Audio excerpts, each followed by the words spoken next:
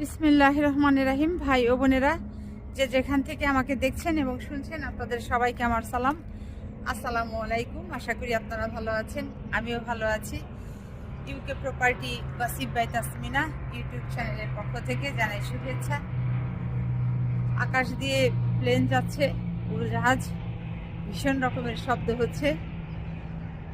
তো যাই হোক, এখন আমি আপনাদের সাথে মা ও মেয়ের দুঃখের একটি সংবাদ আছে, সেটি জানাতে এলাম।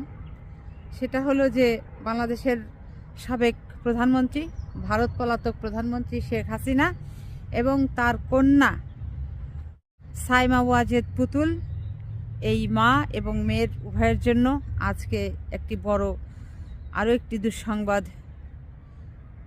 তৈরি হয়ে গেল। সেটা হচ্ছে যে এই দুজনের নামেই গ্রেফতারি পরোয়ানা জারি হয়ে গেছে। এখন এরা যদি স্বেচ্ছায় ধরা দেয় তো ধরা দিবে, এদের আটক করা হবে, জেলে ঢোকানো হবে, এরপর বিচার চলবে।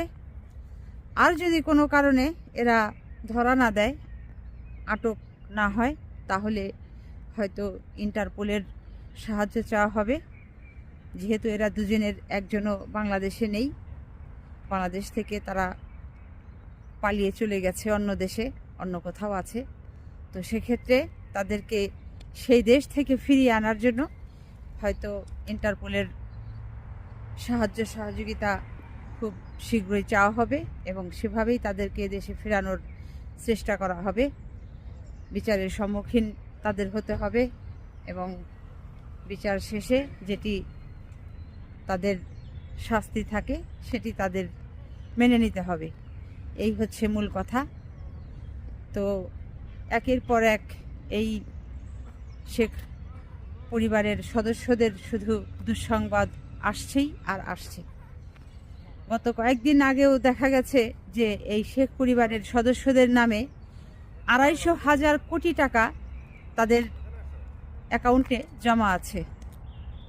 শেখ পরিবারের সদস্যদের অর্থাৎ শেখ হাসিনা, শেখ রেহেনা, সজীব ওয়াজেদ জয়, সাইমা ওয়াজেদ পুতুল, তারপর শেখ রেহেনার নামে তার 3 সন্তানের নামে 3টি ফাউন্ডেশন খুঁজে পাওয়া গেছে এবং এই 3টি ফাউন্ডেশনের নামে 250,000 কোটি টাকা আত্মসাতের সন্ধান মিলেছে।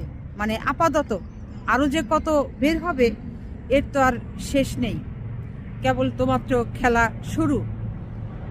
শুধু অর্থ আর অর্থ। এরা আত্মসাৎ করেছে, বাংলাদেশ থেকে বিদেশে পাচার করে দিয়েছে। এই হচ্ছে বিগত 15-16 বছরে আওয়ামী লীগের শাসনামলে এই শেখ পরিবারের সদস্যদের বাংলাদেশ নিয়ে অগ্রগতি, বাংলাদেশ নিয়ে তারা আসলে ছিনিমিনি খেলেছে, বাংলাদেশের মানুষের ভাগ্য নিয়ে তারা ছিনিমিনি খেলেছে, তাদেরকে প্রতারিত করেছে, তারা প্রতারণার শিকার হয়েছে এই শেখ পরিবারের সদস্যদের কাছ থেকে।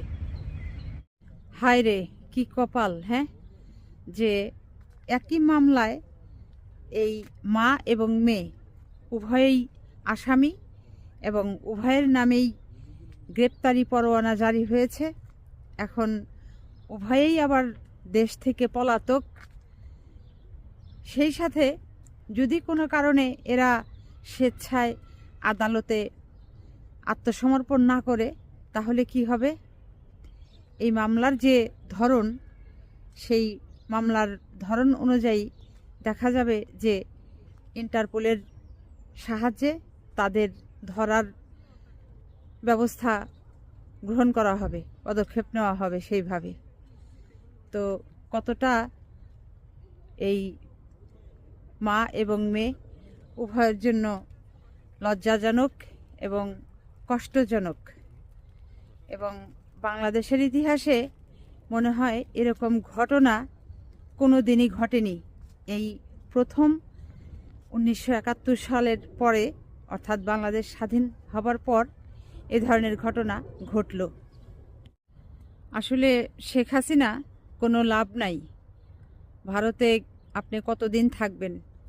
আপনি মনে করেছেন এর আগেও আপনি ভারতে পালিয়েছিলেন, 6 বছর কাটিয়েছিলেন, হয়তো এবারও আপনি ওইভাবে সময় কাটাবেন, একটা সময়ে আবার দেশে চলে আসবেন।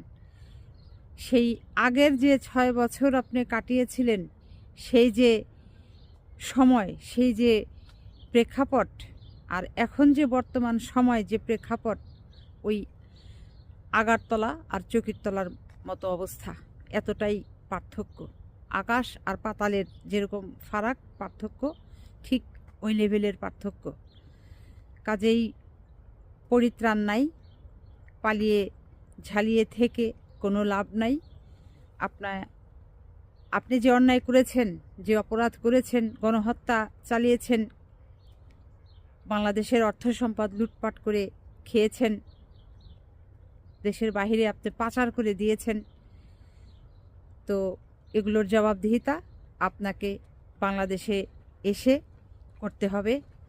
আপনাকে ধরা দিতেই হবে, আপনি ধরা দিতে বাধ্য। দিন যত যাবে ততই কিন্তু পরিস্থিতি আরও ঘোলাটে হচ্ছে, জটিল হচ্ছে, কঠিন থেকে কঠিনে চলে যাচ্ছে। কাজেই স্বেচ্ছায় ধরা দেন, আটক হন, বিচারের সম্মুখীন হন, অপরাধের শাস্তি মেনে নেন। এটিই হচ্ছে আপনার জন্য উপযুক্ত। এছাড়া আর আপনার কোনো বিকল্প পথ খোলা নেই। তো আজ এখানেই শেষ করব। সবাই ভালো থাকবেন, সুস্থ থাকবেন এবং আমার জন্য দোয়া করবেন। আমার এই চ্যানেলটিতে লাইক, কমেন্ট, শেয়ার এবং সাবস্ক্রাইব করবেন। আসসালামু আলাইকুম, আল্লাহ হাফেজ।